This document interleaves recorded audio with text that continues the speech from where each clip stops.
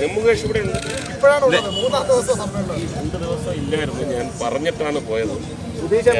എനിക്ക് നമ്മുടെ ജോലി സംബന്ധമായിട്ട് നിയമസഭയ്ക്ക് ഉള്ള ഒരു ഫ്രീ വന്നപ്പോഴത്തേക്ക് നേരത്തെ കൊടുത്തതാണ്. അവിടെ പോയിട്ട് തിരിച്ചു വന്നു, അത്രേ ഉള്ളൂ. പിന്നെ നിങ്ങളുടെ ഈ കരുതലിന് എനിക്ക് വളരെ സന്തോഷമുണ്ട്. കൊല്ലത്തിൽ ഞാൻ ഇങ്ങോട്ട് മാറുമ്പോഴത്തേക്ക് ഇത്രയും സ്നേഹവും ഇത്രയും അല്ല നമ്മളില്ലാതെ കൊല്ലം ഇല്ല, അത്രേ ഉള്ളൂ. അപ്പോൾ ഇന്ന് രാവിലെ ലണ്ടനിൽ നിന്ന് ഒരാളെന്നെ സംസ്ഥാന സമ്മേളനത്തിന് പോകുന്നില്ലേ? ഞാൻ പറഞ്ഞത് ഞാൻ പൂയപ്പള്ളിയിലെ ബ്രാഞ്ച് സെക്രട്ടറിയാണ്. ഞാൻ പറഞ്ഞു എന്താണ് ലണ്ടനിൽ പോയത്? ജോലി ഇന്ന് വരും, അത്രയുള്ള ജോലിക്കൊരു പ്രാധാന്യം കൊടുക്കണം. അതുകൊണ്ട് ജീവിതമാർഗമല്ലേ.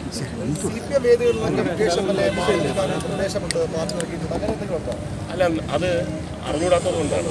കാരണം ഇവിടെ സംസ്ഥാന സമ്മേളനം പ്രതിനിധികളാണ്, മെമ്പർമാരാണ്. ഞാൻ മെമ്പറല്ല. അപ്പോൾ എനിക്ക് അതിൻ്റേതായിട്ടുള്ള പരിമിതികളുണ്ട്. പക്ഷേ ഞാൻ ലോഗോ പ്രകാശനത്തിനുണ്ടായിരുന്നു. ഇൻ്റർനാഷണൽ കബഡി മത്സരം ഇതിനോടൊപ്പം നടന്നത്. ശ്രീലങ്കയിൽ നിന്ന് വന്ന ടീമിന് ഏറ്റവും നല്ല ഫസ്റ്റ് പ്രൈസ് കൊടുത്തത് ഞാനാണ്. ഓമാധവൻ ഫൗണ്ടേഷനാണ്. ട്രോഫി കൊടുത്തത് ഞാനാണ്. ഇതിൽ കൂടുതൽ നമ്മളെന്തോ ചെയ്യാൻ?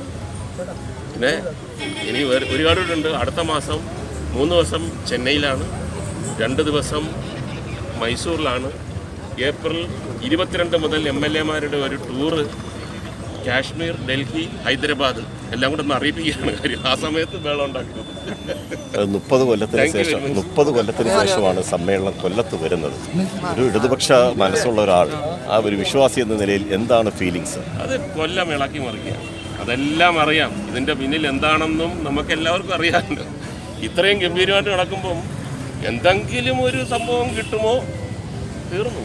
ഗോവിന്ദ മാഷ് പറഞ്ഞപ്പോൾ തന്നെ തീർന്നു. പിന്നെ ഞാൻ ഒന്നുകൂടെ പറയുകയാണ്, ഇത്രയും ഗംഭീരമായിട്ടുള്ള ഒരു സമ്മേളനം തീർച്ചയായിട്ടും നമുക്ക് കൊല്ലംകാർക്ക് അഭിമാനിക്കാം.